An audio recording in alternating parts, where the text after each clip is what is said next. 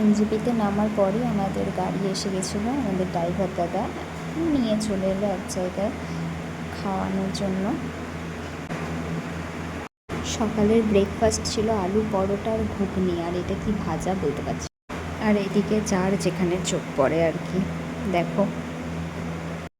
এরপর আমাদের ব্রেকফাস্ট হয়ে যাওয়ার পর এবার আমাদের ড্রাইভার দাদা অপেক্ষা করছে, আমরা দার্জিলিংয়ের দিকে রওনা দেবো। এইদিকে দাঁড়িয়ে দেখছিলাম চা কী করে তুলছে। চা বাগান দেখতে দেখতেই চলে যাচ্ছি আমরা, গাড়ির ভেতর থেকে ভিডিও করতে করতে যাচ্ছি। আর চারিপাশে চা বাগান, কি ভালোই না লাগছে। এখন মিস করছি। আমরা দার্জিলিং পৌঁছেছিলাম ঠিক কার্শিয়াং রোড হয়ে, তাই কার্শিয়াং যেহেতু আমাদের মানে ওই রোডে যাওয়ার পথেই পড়েছিল, এখানে তাই দাঁড়িয়েছিল। আর এখানে বজরংবলীর মূর্তিটা দেখো তোমরা, আর চারিদিকে খালি চা বাগান, মানে খুবই সুন্দর।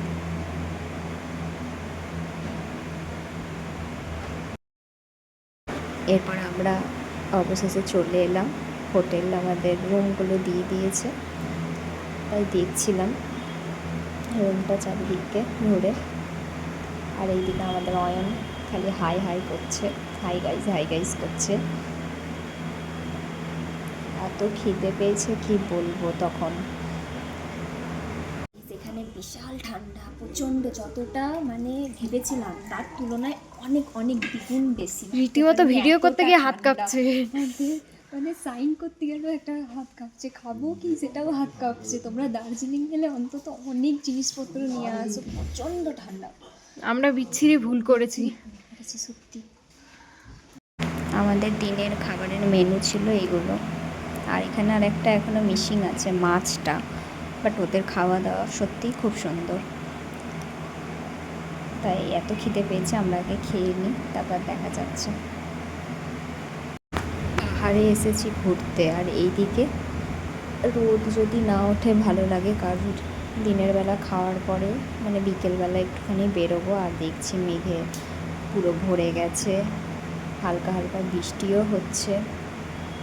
তাও কি করব, পাহাড় বৃষ্টিতেও ভালো লাগে। ঘুরতে বেরোবো আমরা একটু পরেই। প্রথমেই দেখো চলে যাচ্ছি ম্যাল রোডের ওপর দিয়ে, এইদিকে সোয়েটার বিভিন্ন মানে মার্কেট, এইটা একটা, এখানটায় সব কিছুই পাওয়া যায়। আমরা যাচ্ছি মহাকাল মন্দির, আমরা খুঁজছি, আগে প্রথমে ওখানে যেতে চাইছি। তারপর দার্জিলিংয়ের জনপ্রিয় হুপ, এখানে চলে এলাম। সবাই ছবি টবি একটু তুলে নিচ্ছে, তুলে নিক। এরপর আমরা এখানে চলে এসেছি একদম ম্যাল রোডের ওপরটাতে। এবার আমরা সবাইকে জিজ্ঞাসা করছি যে মহাকাল মন্দিরটা আর কতক্ষণ যেতে লাগবে।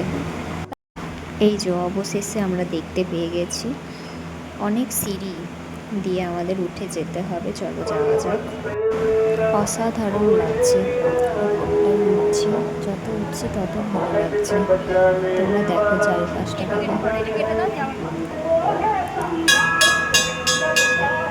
মানে কেউ মিস করো না দার্জিলিংয়ের মহাকাল মন্দির। কষ্ট হচ্ছে, ঠান্ডায় পা পুরো জমে যাচ্ছে, তাও মনে হচ্ছে আরেকটু উঠি যাবো ওপরটা দেখবো।